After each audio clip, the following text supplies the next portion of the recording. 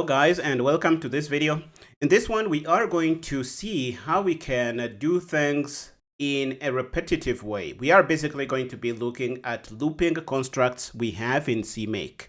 And if you go to your search engine and search for CMake loops, you are probably going to be presented a for each loop and a while loop, and this is what we are going to look at in this video here.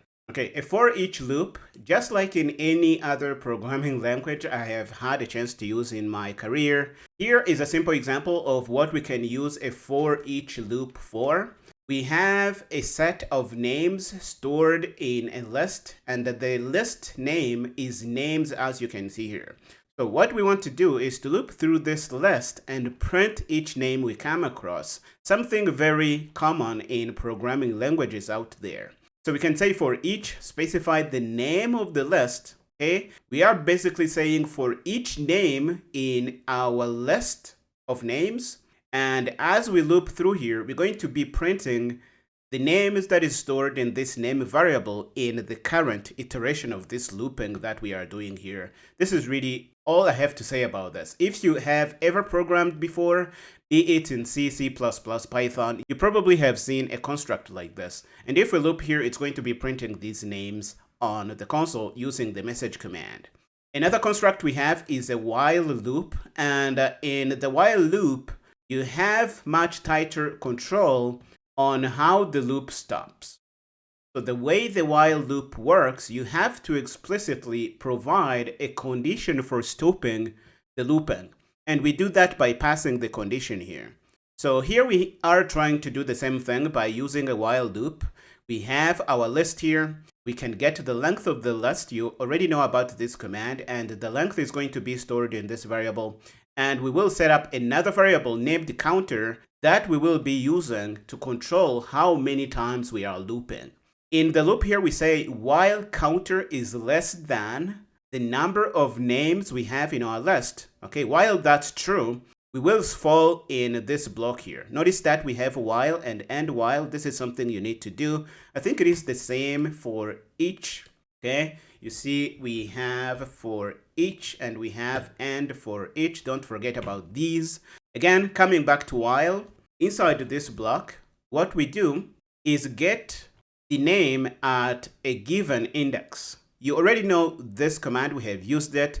We are basically getting, okay, get from names. We want to capture what is stored at this index that we have stored in the counter, and we want to store that in a variable. This is going to be a local variable name, okay? Once we have that, we will print that out. So we are printing what is stored in the name variable. And here you will see something new. This is another command you can use to increment a number, and you use it by saying expr, like we are saying here. You specify the variable that is going to store the result, and then you pass your expression here. We are basically wanting to capture whatever is stored in counter and add 1 to it. After we do the operation, the value is going to be stored back in counter. I know this is a bit convoluted. Please bear with me. And if you are confused, feel free to look at the documentation for this command. It is going to give you more information. So our loop is basically looping around, okay? It is going to keep looping as long as this condition is true here. And in each iteration, we get the name stored at this index, print it, and increment the value in our counter. And when counter becomes greater or equal than this, our looping is going to stop, and it is basically going to achieve the same thing we had with our for each loop here. This is really a simple example to help you see how you can use this kind of looping constructs in CMake. Let's head over to Visual Studio Code and see this in action. So the first thing I'm going to do is to comment out the while loop code here. So let's do that. And we will have our list, Alice, Bob, Charlie, David, and Eve, and we will set up a for each loop. Okay, for each name in names, we will be printing the name at the current iteration. This is basically how I see it. Let's try to run this. The script is loops.cmake number 5 here. So let's say cmake p and 5 and hit tab for autocomplete, and it is going to be looping around. Okay, Alice, Bob, Charlie, David, and Eve. And you can use loops like this. I'm sure if you go to the documentation, you may find a bunch of other examples you can look at. Let's try to go there together. Okay, you see that for each command, you can read about it if you want. Do we have any examples? Yes, they have a bunch of examples here. And you can read through this if you want. It's going to give you more information than I could ever give you. Let's go down and look at our while loop, which is going to introduce a few things we haven't seen before in this series here. So let's uncomment what we need to see here. Okay, I think it's this. We can comment this. And we have a while loop. And this is our list of names, the same list we had before. We are going to get its length and store that in this variable.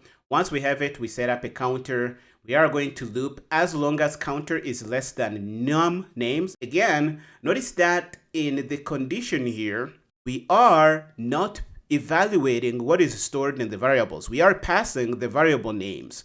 This is typical of CMake flow control constructs, and you really need to know about that. Okay, so once we have this, we will get the name to give an index. Our index is what is stored in counter here. Again, notice that once we hit the body of the while loop here, we are no longer passing names of variables. We are doing evaluation. This is a practice you need to get drilled in your brain if it is the first time you use these kinds of things in CMake. I do recommend keeping this code around. If you get confused, please come back and compare your code against this.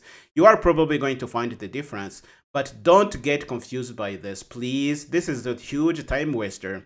And if you are not very familiar with this, if you didn't take the time to make this very clear, you're going to come across errors in your big CMake projects, and they are going to be really hard to fix. Make sure you have a working knowledge of this kind of thing in your career as a CMake developer. So we get the value at a given index, we print it out, and we increment. Again, if you don't know what math does, all you have to do is say CMake math in your favorite search engine, and it is going to tell you all about it. Let's use the newest version we can get our hands on.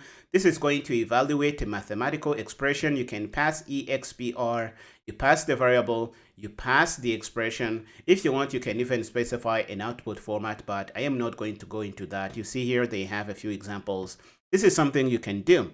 Now that we have this, we can try and run this and see what we get. Let's view our terminal, and we can run our script. And if we do, we will see our names printed out here. This is really all I have to share, and this is really cool. This is all I had to share in this video. I hope you found it useful.